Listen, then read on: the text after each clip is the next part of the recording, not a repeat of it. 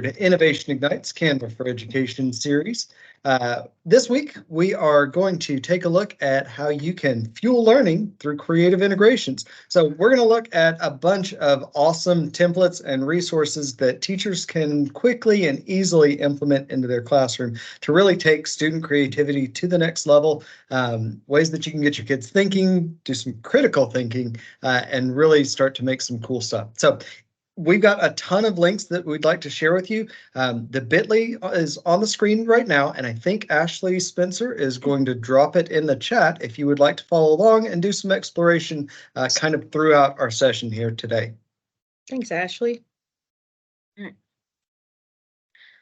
So we're going to cover a lot of topics in a short amount of time, but we'll try to make sure that you understand all of them. And we're always glad to come out and in person do any of these with you or show you how to edit or just or use these with students. For sure.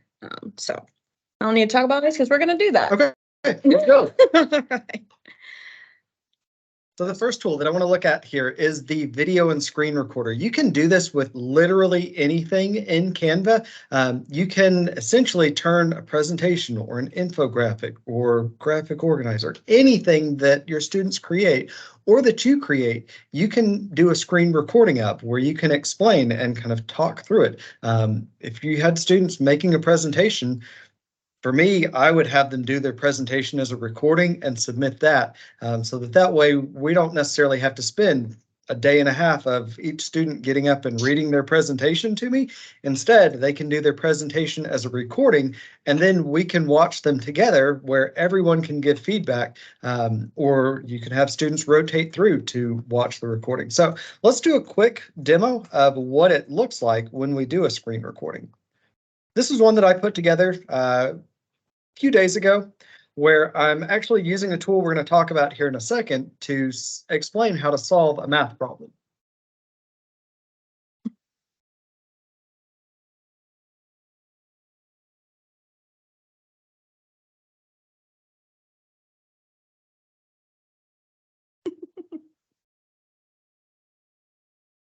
Man, I am so good at math, you'd think I had taught it before. Okay, so this particular template, if we go and look at it, is just a simple, template of some word problems. You could easily customize this to match whatever your actual content was. We can add in any of these different slides if we wanted to as well.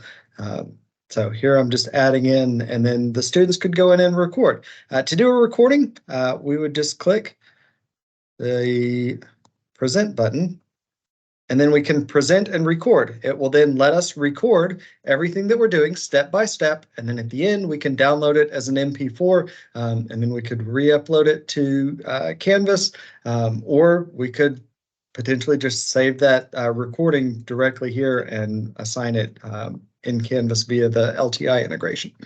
So that's our first tool. There are a bunch of other presentation options available. We looked at a bunch of those last week, but just know that you can really use this with any of the different tools that you have available in Canva. And not that we don't know about videos, but I always found that my students that wouldn't speak in class thrived in videos. And sometimes that was the first time I could really hear their voice and they looked confident. So it's always a great choice when we're trying to get students to communicate a little more. All right, the drawing tool.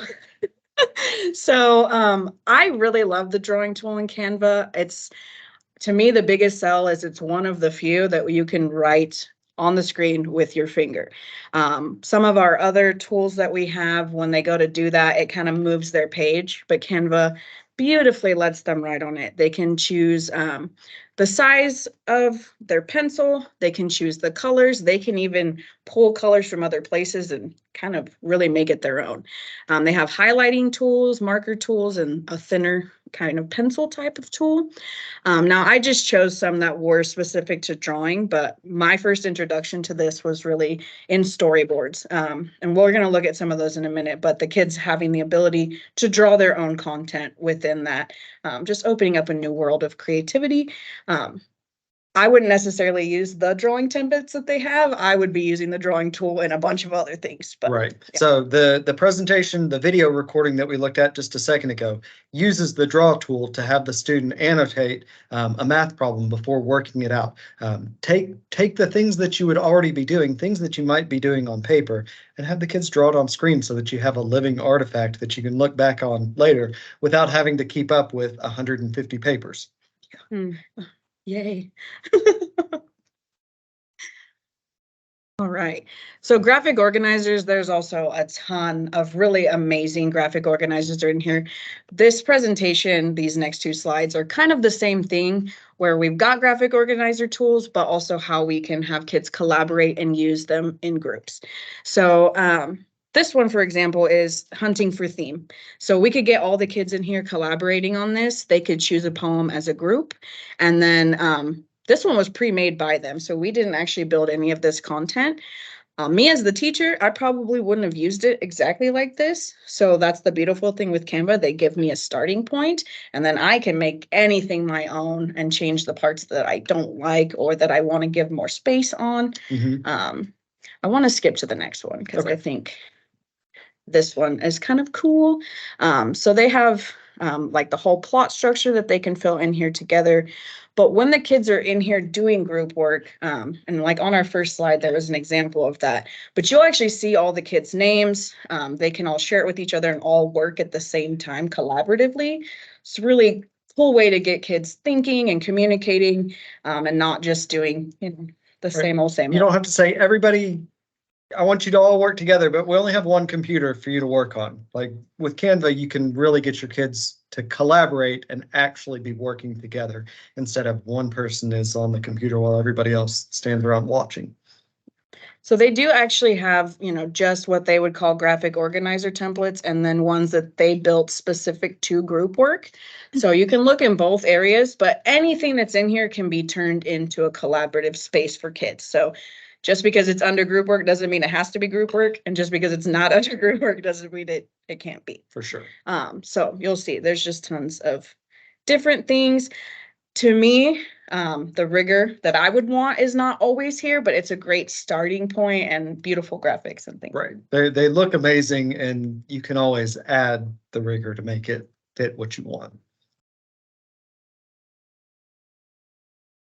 The whiteboards are another relatively new addition in Canva. They've been there for about a year now, but they give you almost an infinite amount of space to work on.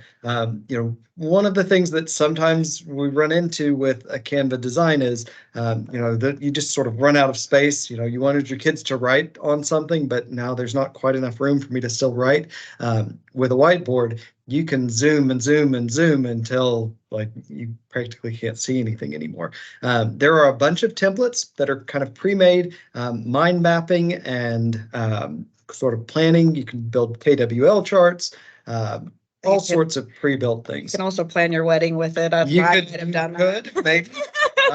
Really just the world is your oyster when it comes to all of the different whiteboard templates that they have available. You can also, though, just start from scratch. If you just want to have your kids go in and drop in notes, you could do that.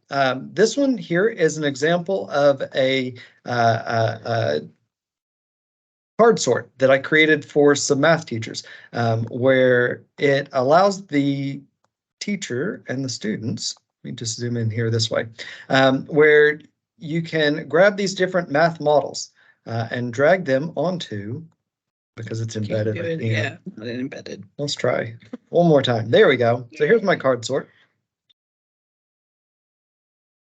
Or I can grab these different models on the side, and the kids could go in and be able to put in these models, and then we have different solutions and equations on the sticky notes over here. And so the students can sort through and say, this model matches this sticky note, and this is the solution. And then we've got, along with that, the model, equation, solution, and then we ask them to explain how they solved it. And so, again, nothing that we couldn't have necessarily done without Canva, but this makes it so much easier for the teacher to kind of be able to see after the fact what was done, and for the kids just to be a little more engaged. Being able to click and drag stuff around is a lot more fun than, hey, here's your worksheet, and you just kind of go after it from there. And no cutting, no laminating. Yes, you did not have to go down to the lamination station even once for this activity. Yeah. So comic strip templates are one of my favorite, especially coming from the ELA classroom, but I think they could be used. They definitely can be used in any subject. I really like these templates because they do offer blank where the kids could draw on them and they can manipulate them.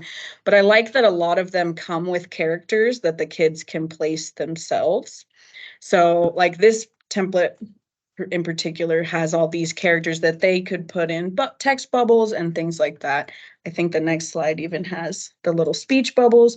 So this could be a good starting place for the kids who don't find themselves to be creative. They could kind of pull those things in, or I can eliminate those for kids and they could draw it all by hand if they wanted to with the drawing tool. So if you look under comic templates or storyboards, there we go. Presentation mode, this one's hard. Okay, well, I'll look at it on the next slide, but there's tons of different ones. There was an alien one that I thought was really cute when we were looking at a science fiction story. I just like that it gives them kind of the freedom to be creative or to have those elements that they bring in and just kind of work with without having to have that artistic skill. Right. And so the students can just copy and paste any of these text boxes or characters onto the previous slides to build out their comic strip. So again, they don't have to spend an entire class period hand drawing their comic strip characters. We can get them to focus on the content that they're sharing, not spending all day trying to find the perfect picture to represent, whoever it is that they're trying to talk about. That's a great point. I feel like you explained this better than me, but if you've never done hexagonal thinking, or I don't know how other people say it, but it's a really cool strategy where you can either give the kids blank hexagons and they're coming up with the ideas. The way I've done it is we already had ideas on the hexagons and you sort them, excuse me, you sort them based on how you think they connect. So even though whenever I've done this with students or adults, even though they're all getting the same cards, the way they connect them and the way that they think critically to say, well, I thought this one paired with this one because, so we would have them kind of sort them and then they'd have to write out to the side, what was the connection? Why did you choose to pair these together? And then we usually did like a gallery walk so that everyone could see what are the other ways that the other students connected these ideas, and it just really got them thinking on a deeper level about whatever content, whatever I want to put in those hexagons. So it can be very challenging if you want it to be, because if you were to put something in, say, this hexagon here, you then need to figure out 1, 2, 3, 4, 5 different things that relate to it. But also this hexagon needs to relate to this one and this one. And so it can get very complex very quickly. For such a simple graphic organizer, you can really challenge kids to come up and figure out some pretty creative ways that they can make connections between two seemingly similar or seemingly not so similar different relationships. I love this strategy. Yeah. All right. Websites are kind of on you too. Okay. So I love Canva websites. For me, if I were to, want to just put something together that I want to put out on the internet real quick, a Canva website is my go-to. I've used it for several different projects in my own educational life, just as ways that I can build a personal portfolio or be able to share some information real quick. So a Canva website is a little different than a Google site in that a Google site you can make a website that has 10 different pages where you click and you go to a different link. Whereas a Canva site is what's called a one-page website. A one-page website is the type of site where you click and it just kind of scrolls down to the next section. And so each section of the website is its own sort of page, more or less. So let's take a look here at an example of that. So this is a live website. That's the other cool thing with this, is you could actually have your kids build a website that then is out there on the internet that they could share with other people. We were talking with a teacher who wanted to build some professional portfolios so that when their students graduate, they could potentially take them with them. This would be a great way that they could create something that could live on, that they could then share afterwards. So this particular one is just a research project where we've got an introduction section, and then we have the research questions, their methods, and then their results. And so it's essentially the same information that we could put in a regular presentation, but it's done as a single page website that just looks a little bit cooler. There's nothing any different in how these are designed or how we create them than what you would do if you were building just a regular presentation. In fact, you can turn most presentations into a website with just a couple of clicks. They've got tons of templates out there as well. If you want to have your kids go and make a portfolio, there are a bunch of different portfolio templates available. So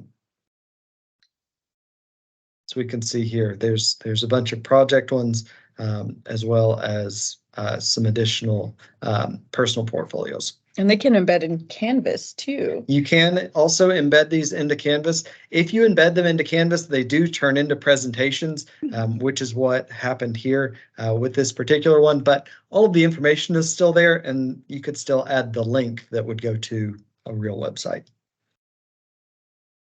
Videos. Okay, this is really exciting to me. So this presentation here, and you'll see it kind of looks like slides. There's movements added into it, but I could have shared this with students just as slides. But if I'm wanting to take the content and make quick videos, I know that was something I would spend hours on YouTube trying to find the perfect video. Now I can create them. So you design it like a slide, just like you would anything else in Canva. But then you can download any of the presentations as MP4s. So our commercials for this, I even used in Canva. The video background of this one was a video that already lived in Canva, and I was able to put it in the background to kind of spice up my video and just lay my content on top of it.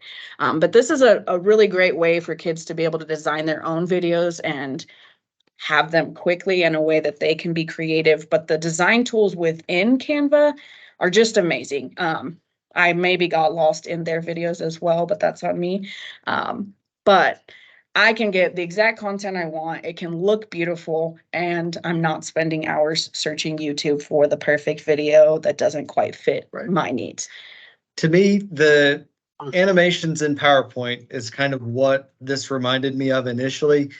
And I was kind of a hater on adding animations to everything. But if I could download it as an MP4 and it turns into an actual video, now I see some value to adding those animations and really making your presentation something that, is not quite so static. Yeah. And you can do it in any size. So you'll see like the presentation mode that kind of looks like a video you might watch on your computer is one structure that we have, but I wanted to put my video on TikTok, so I used that format. So lots of options for creativity on this one.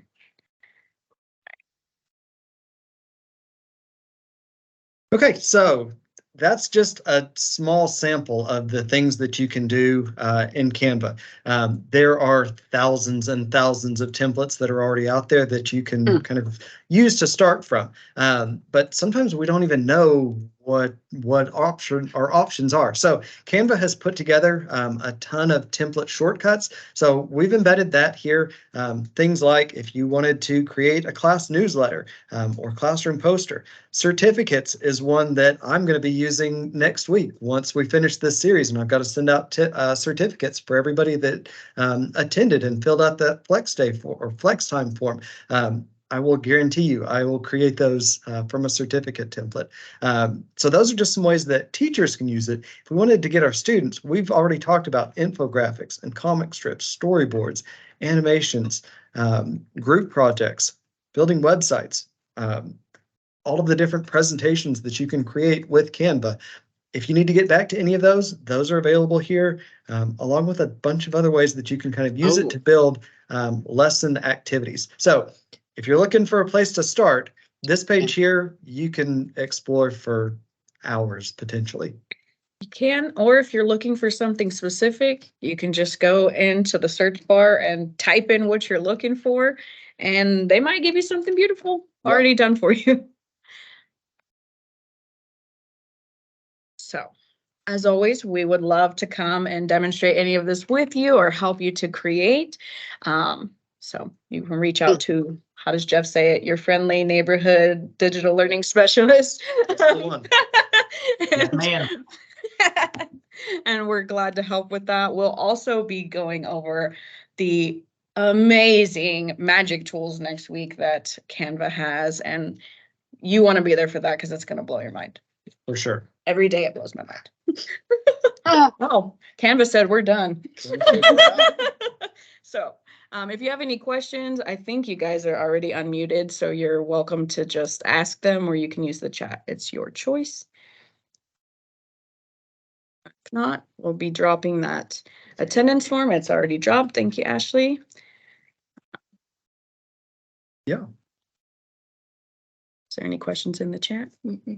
I answered the one question we had about students being able to transfer ownership of their designs when they graduate. All right. And in that case, you guys have a wonderful evening. Thank you so much for coming today, and we will see you Thank you. next week. Thank you.